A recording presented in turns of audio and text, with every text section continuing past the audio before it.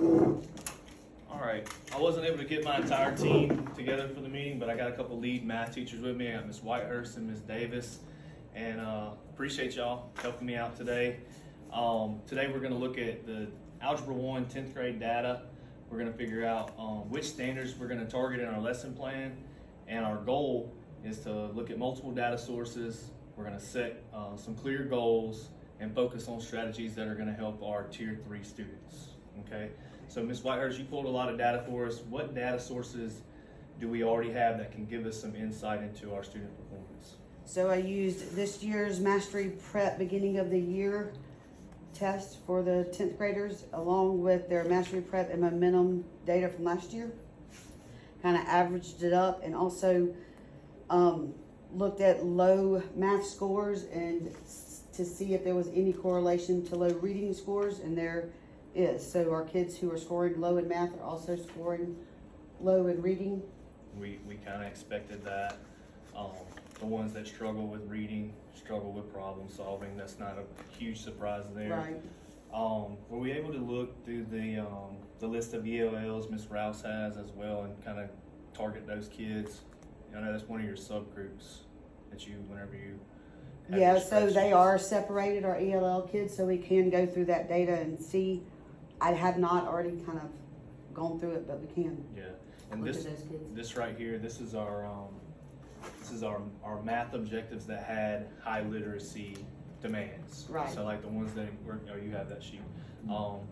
The ones that have, you know, a lot of word problems, interpreting graphs, analyzing tables, stuff like that, and we see that that's where our kids are performing the lowest. Yeah. Okay, so we reviewed this data.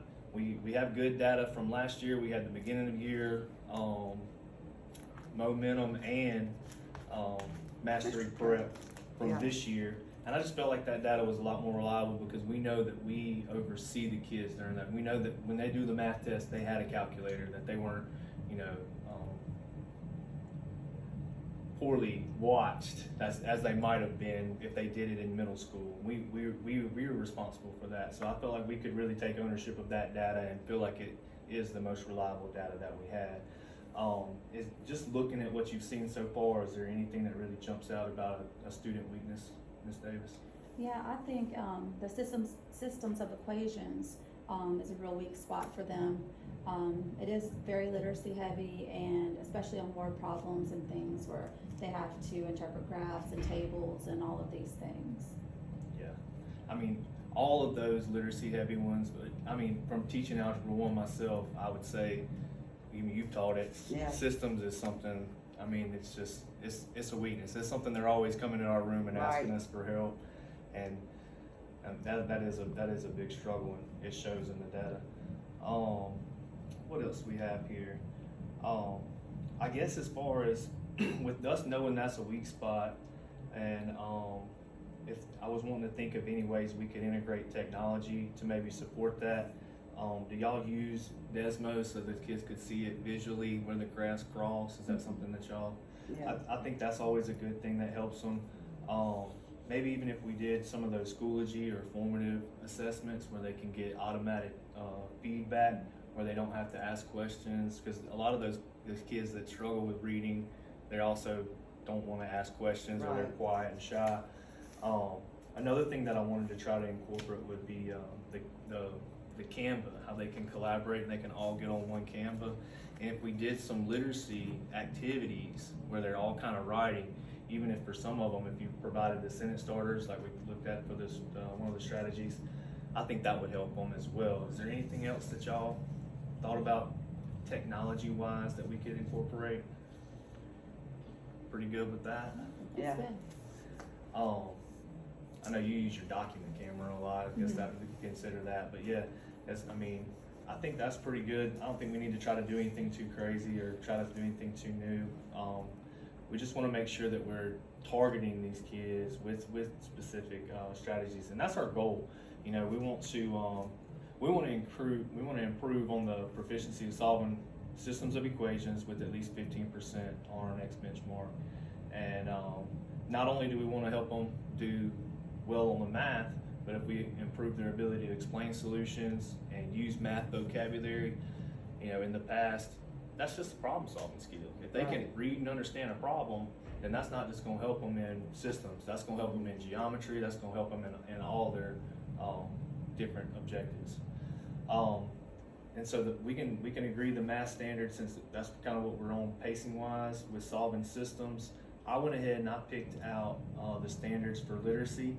I mean, I went with the ones that went with math. So just kind of hear me out here. Analyzing information from graphs and tables. That's a good literacy standard that's going to go with math.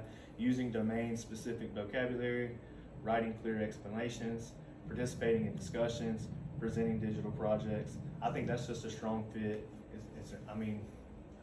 We'll roll with those for our ELA standards. I don't want y'all to have to dive too deep into that. I do want you to look at the strategies though. Miss Payne is part of our PST team. Right. And she has all the tier 3 strategies. That's your pink sheet.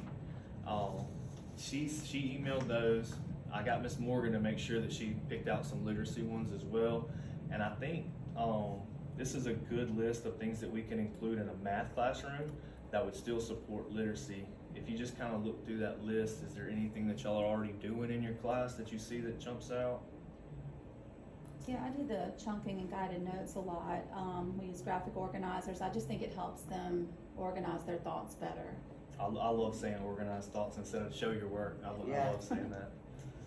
And I'm the same. I do the guided notes and of course one-on-one. Yeah. And then I'm constantly using formative with the settings where it gives instant feedback the minute they put in the problem, so they're not imprinting the wrong way in their brain. Yeah, no, they act like these are literacy standards or literacy strategies, but really and truly they're pretty basic across all subject areas. One that I really like, Coach Lynn taught me whenever back in the day was, I guess they call it sentence starters. It's kind of the sentence stems where you kind of start their thought. It's similar to what we do with guided notes and filling in the blanks and stuff, but that more for them, to be able to get rolling with their writing. Because that is one thing that we don't have to deal with as much as the English teachers. They do not like to write. Right. And if we can kind of push them in that direction of how to start once we get them going. And I was thinking too, like I said, with that Canva, if they could see other people writing, they'd be like, oh, and that give them an idea to how they wanted to word theirs and stuff like that. I thought that would be a good thing. So we got the tier 3 strategies. We talked about technology. I think we hit everything. Really and truly, I don't think there's a need for us to try to reinvent the wheel. I think we just need to let the data speak for itself. Look at which student deficiencies we have. Make sure that we're aligning the literacy standards to go along with the engaging supportive strategies.